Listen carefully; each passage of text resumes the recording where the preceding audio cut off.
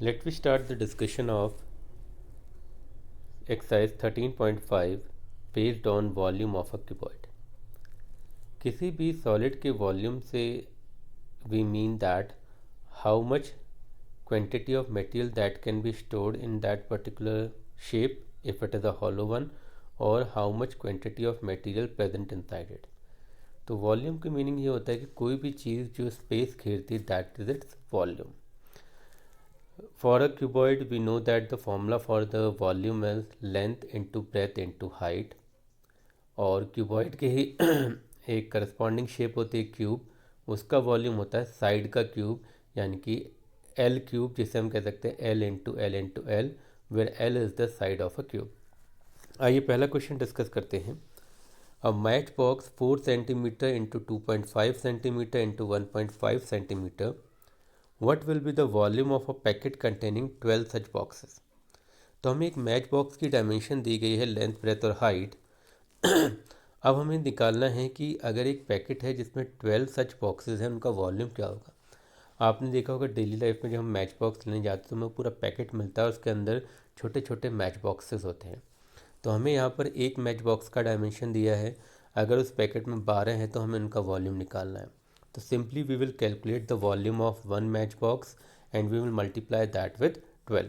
तो एक match box का वॉल्यूम निकालने का हम फॉर्मूला यूज़ करेंगे length into breadth into height. So length breadth और हाइट हमें ऑर्डर में दी गई है, इनको हम मल्टीप्लाई कर देंगे. It will come 15 centimetre cube. So this is the volume for one box. Now we have to calculate the volume for 12 such boxes. So we will multiply this 15 centimeter cube with 12, and finally the volume of the match box complete packet match box का जो है वो आ जाएगा 180 centimetre cube. Now moving on to next question. Question number 2.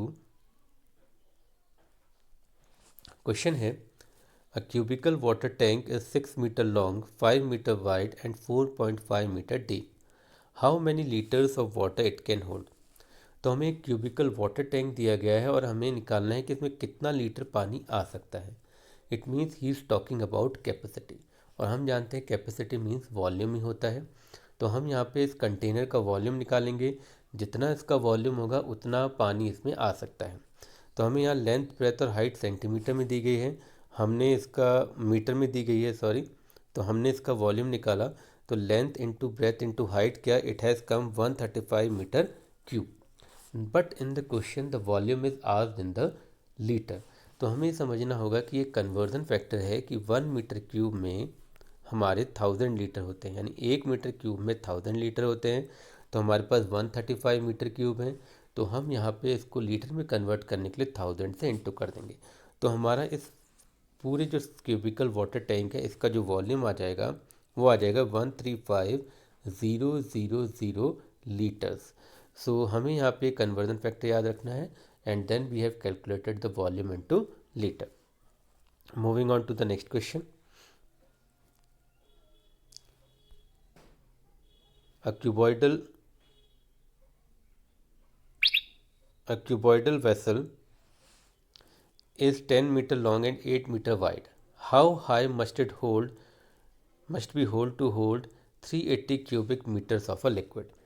यहाँ पे हमें एक cuboidal vessel दी गई है जिसकी लेंथ और ब्रेथ हमारे पास है. तो हमें ये पता करना है कि इसमें पानी की हाइट कितनी होनी चाहिए ताकि जो इसमें टोटल वॉल्यूम ऑफ वाटर हम स्टोर कर पा रहे हैं वो किसके बराबर हो, 380 क्यूबिक मीटर के बराबर हो. इट मीन्स इस क्वेश्चन में हमें वॉल्यूम दिया गया है, लेंथ और ब्रेथ दी गई है, हमें क्या निकालना है, हाइट. तो we know that the formula for the volume is L into B into H. ये हमारा 380 के इक्वल हो जाएगा. लेंथ और ब्रेथ की वैल्यू 10 और 8 हम रिस्पेक्टिवली पुट करेंगे. तो यहाँ से जब हम हाइट की वैल्यू कैलकुलेट करेंगे it will come 4.75 metre. So this way we can calculate the height of this vessel. Now coming to question number 4. Find the cost of digging a cuboidal pit 8 meter long, 6 meter broad and 3 meter deep at the rate of rupees 30 per meter cube. अब हमें एक cuboidal पिट खोदना है और उसको खोदने का जो रेट दे रखा है वो दे रखा है ₹30 पर मीटर क्यूब. तो हमें बताना है टोटल कॉस्ट क्या होगी. तो आइए सबसे पहले समझते हैं कि किस कॉन्सेप्ट का क्वेश्चन है. तो ये वॉल्यूम से कनेक्टेड है, क्योंकि जब हम पिट खोदेंगे तो उसमें से जो रेत निकलेगी यानी कि जो सैंड निकलेगा उसे हम बाहर निकालेंगे। तो वो सैंड एक्चुअली में उस पिट का क्या होगा, वॉल्यूम के जितना सैंड हम उससे बाहर निकालेंगे वो सैंड उस पिट के वॉल्यूम के बराबर होगा। तो here it's a question of volume. तो सबसे पहले हम इस पिट का वॉल्यूम निकालेंगे, जिससे हमें पता चल जाएगा कि कितनी सैंड हम डिग कर रहे हैं। और फिर हमें जो रेट दे रखा है हम उस वॉल्यूम को रेट से मल्टीप्लाई कर देंगे तो हमें टोटल कॉस्ट मिल जाएगी। यानी कि हमारे यहाँ पे जो टोटल कॉस्ट का फॉर्मूला होगा वो हो जाएगा वॉल्यूम मल्टीप्लाई रेट। तो सबसे पहले हम इसका वॉल्यूम निकालते हैं, क्योंकि क्यूबॉइड है तो length into breadth into height होगा। तो 8 इंटू 6 इंटू 3 हमने किया, ये 144 मीटर क्यूब आया। नाउ हमें यहाँ पे 1 मीटर क्यूब का रेट दिया है 30, तो 144 मीटर क्यूब का रेट निकालने के लिए हम 30 को 144 से मल्टीप्लाई कर देंगे। तो we will get the total cost as ₹4320। तो this way we will calculate the total cost of digging this pit. Now moving on to question number 5। Question number 5 है हमारा, the capacity of a cuboidal tank is 50,000 liters of water. Find the breadth of the tank if its length and depth are respectively this. अब इस question में हमें volume दिया गया है litres में और हमें लेंथ और हाइट दी गई है, हमें इसकी ब्रेथ निकालनी। तो इट्स अ सिंपल क्वेश्चन। हम फॉर्मूला यूज़ करेंगे कि जो वॉल्यूम होता है यानी LBH होता है वो वॉल्यूम के बराबर होता है। तो सिंपली इस इक्वेशन में हम वॉल्यूम की वैल्यूज़ को पुट करेंगे and we can find the breadth. But there is a one thing कि यहाँ पर जो वॉल्यूम है वो लीटर में दिया गया है और हमारी जो डायमेंशंस हैं वो मीटर में है। तो सबसे पहले हम इस लीटर को मीटर क्यूब में कन्वर्ट करेंगे। तो अभी हमने जैसा डिस्कस किया कि 1 मीटर क्यूब में 1000 लीटर होते हैं, तो 50,000 लीटर को मीटर क्यूब में कन्वर्ट करने के लिए हम 1000 से डिवाइड कर देंगे। तो ये देखिए हमने यहाँ पे 1000 से डिवाइड कर रखा है और this will be equal to length into breadth into height. So length की वैल्यू और हाइट की वैल्यू रख दी, 50,000 और 1000 कटा तो 50 आ गया। तो यहाँ से हम ब्रेथ निकालेंगे, that will come 2 metre. Question number 6, a village having a population of 4000 requires 150 of liters of water per head per day. It has a tank measuring 20 meter by 15 meter by 6 meter. For how many days will the water of this tank last? अब ये एक daily life का question है कि एक village में 4000 लोग रहते हैं और हर बंदे की जो रिक्वायरमेंट है, डेली रिक्वायरमेंट, वो है 150 लीटर ऑफ वाटर। यानी एक दिन में एक पर्सन 150 लीटर वाटर रिक्वायर्ड करता है। तो सबसे पहले तो हम ये देखेंगे कि उस विलेज में टोटल वॉल्यूम ऑफ वाटर कितना हमें रिक्वायर्ड है। तो एक पर्सन के लिए 150 है, तो 4000 पीपल्स के लिए हम कैसे निकालेंगे, दोनों को मल्टीप्लाई कर देंगे। तो water required by 4000 person per day क्या हो जाएगा, 150 इंटू 4000, तो इतना लीटर हमारे पास आ गया। So this is the total requirement जो हमें चाहिए। अब हम बात करते हैं कि जो हमारे पास टैंक है उसकी डायमेंशंस क्या हैं। टैंक की डायमेंशंस हैं 20, 15 और 6। तो सबसे पहले हम इसका वॉल्यूम निकाल लेते हैं, तो जिससे हमें पता चलेगा कि इसका वॉल्यूम, इसमें कितना वाटर आ सकता है। तो हमने इसका वॉल्यूम निकाल, length into breadth into height, it has कम इतना। और इसको जब हमने लीटर में कन्वर्ट किया 18,000 मीटर क्यूब आया। अब क्योंकि हम लीटर की बात करें तो हमने इसको लीटर में कन्वर्ट किया तो इंटू 1000 कर दिया। तो ये हमारे पास इतना वॉल्यूम ऑफ वाटर आ गया। तो इस टैंक में इतना वॉल्यूम ऑफ वाटर है, इसकी रिक्वायरमेंट सिटी की इतनी है। अब हमें निकालना है नंबर ऑफ डेज। तो नंबर ऑफ डेज निकालने के लिए हम क्या करेंगे कि जो हमारे टैंक की कैपेसिटी है उसको डिवाइड कर देंगे हमारी डेली की रिक्वायरमेंट से। तो जैसे सिंपली आप समझिए कि अगर आपके पास 10 टॉफ़ी हैं और एक बच्चे को आप 2 टॉफ़ीज़ दे रहे हैं तो कितने बच्चे हो जाएंगे, तो 10/2 करेंगे 5 आ जाएगा। तो same logic we will use here कि हमारी टोटल कैपेसिटी, जो टोटल अवेलेबिलिटी है वो ये है, हमारी रिक्वायरमेंट ये है। तो नंबर ऑफ़ डेज निकालने के लिए हम दोनों को क्या करेंगे, डिवाइड कर देंगे। तो 18,000 को हमने 6 लाख से डिवाइड किया तो हमारे पास आंसर आया 3। इट मीन्स जो हमारा वाटर है उस टैंक के द्वारा 3 दिन की टोटल सप्लाई कर सकता है। तो it will work for 3 days. Next question, question number 7, a godown measures 40 metre, 25 metre into 15 metre. Find the maximum number of wooden crate each measuring 1.5 metre into 1.25 metre into 0.5 metre that can be stored in the godown. Again it's a question of capacity और volume. हमारे पास एक cuboidal godown है और हमें पता करना है कि उसमें हम कितनी वुडन क्रेट्स रख सकते हैं जिनका डायमेंशन इतने के बराबर है। तो सिंपल क्वेश्चन यही है कि बेटा जो हमारा सपोज़ हम एक क्यूबॉइडल रूम में बैठे हैं, इसका वॉल्यूम हम जानते हैं, तो हम इसमें कितने छोटे छोटे क्यूबॉइड रख सकते हैं। तो कॉन्सेप्ट विल बी दिस कि जितने क्यूबॉइड हम इसमें रखेंगे उन सारे क्यूबॉइड्स का वॉल्यूम इस रूम के वॉल्यूम के या गोडाउन के वॉल्यूम के बराबर होना चाहिए। जैसे कि हम कहते हैं कि हमारे पास एक 5 लीटर का जार है, तो 5 लीटर के जार का मतलब ये होता है कि हम उसमें 5 लीटर लिक्विड स्टोर कर सकते हैं। तो वैसे ही हम देखेंगे कि इस गोडाउन का जितना वॉल्यूम है उतना ही वॉल्यूम उन सारे वुडन क्रेट्स का होगा। इसकी मदद से हम नंबर ऑफ़ क्रेट्स निकालेंगे। तो यहाँ पे हम जो लॉजिक यूज़ करेंगे वो ये होगा कि volume of godown equal to volume of all crates. तो सबसे पहले हमने कैपेसिटी ऑफ क्यूबॉइडल गोडाउन यानी वॉल्यूम निकाला, तो length into breadth into height करिए 15,000 मीटर क्यूब आया। फिर हमने कैपेसिटी ऑफ वुडन क्रेट निकाला, तो length into breadth into height क्या आया 0.9375 मीटर क्यूब। तो अब ये है total volume cuboidal storage godown का, और ये है एक क्रेट का वॉल्यूम।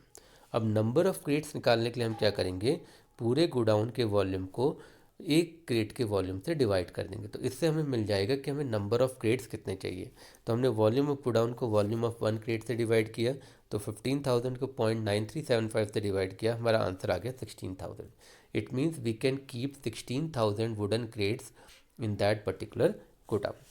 Now question number 8 है, a solid cube of side 12 centimeter is cut into 8 cubes of equal volume. What will be the side of new cube? Find the ratio between their surface area. Very important question. एक solid cube है जिसकी side 12 है, इसको हमने 8 cube में divide किया। ये simple question ये है कि हमारे पास एक बड़ा सा क्यूब है और उसको काट के हम छोटे छोटे 8 क्यूब बना दे रहे हैं। तो सिंपली हमें ये समझना है कि ये वॉल्यूम का कॉन्सेप्ट है। तो जो बड़ा वाला क्यूब ओरिजिनली हमारे पास है उसका वॉल्यूम उन सारे छोटे छोटे जो 8 क्यूब बने हैं उनके वॉल्यूम के बराबर होगा।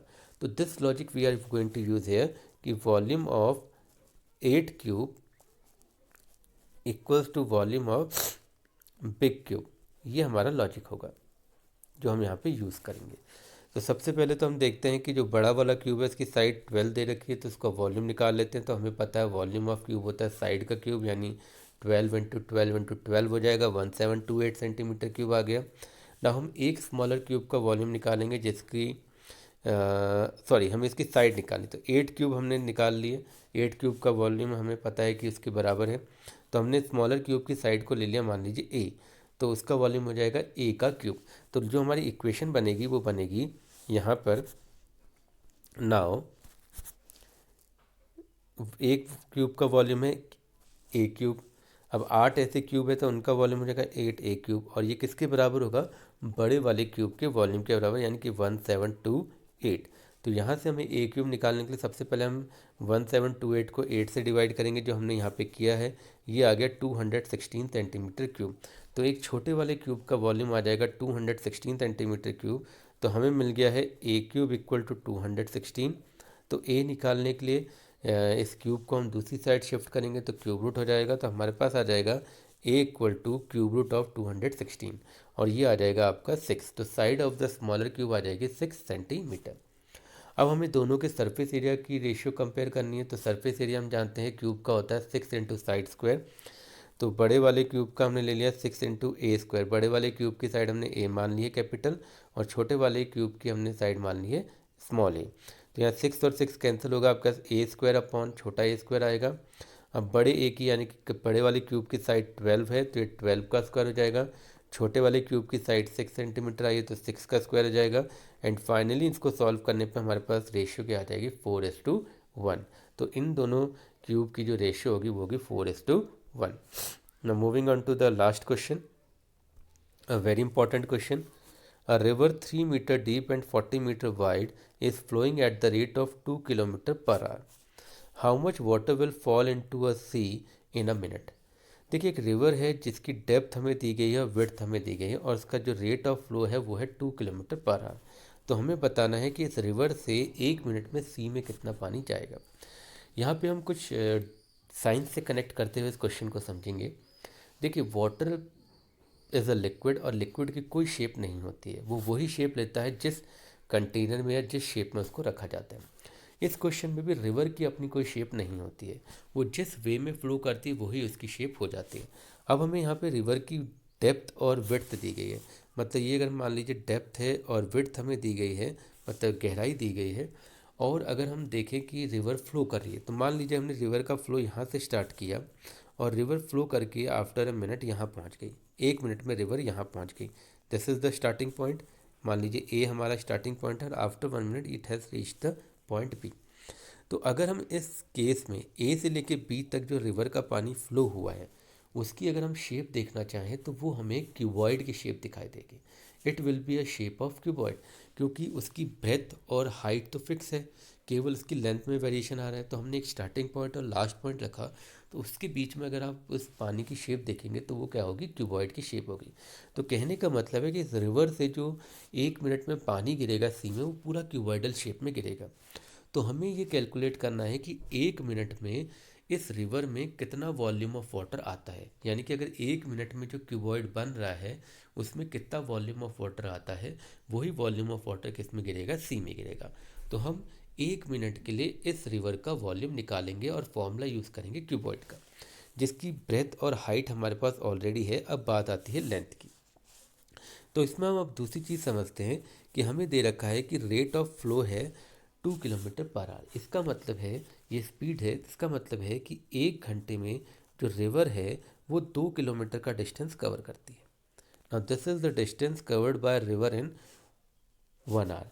तो अगर हम देखें कि 1 घंटे में वो कितना डिस्टेंस मीटर में कवर करेगी, तो वो हो जाएगा 2000 मीटर, यानी कि 1 घंटे में वो रिवर 2000 मीटर डिस्टेंस कवर करती है।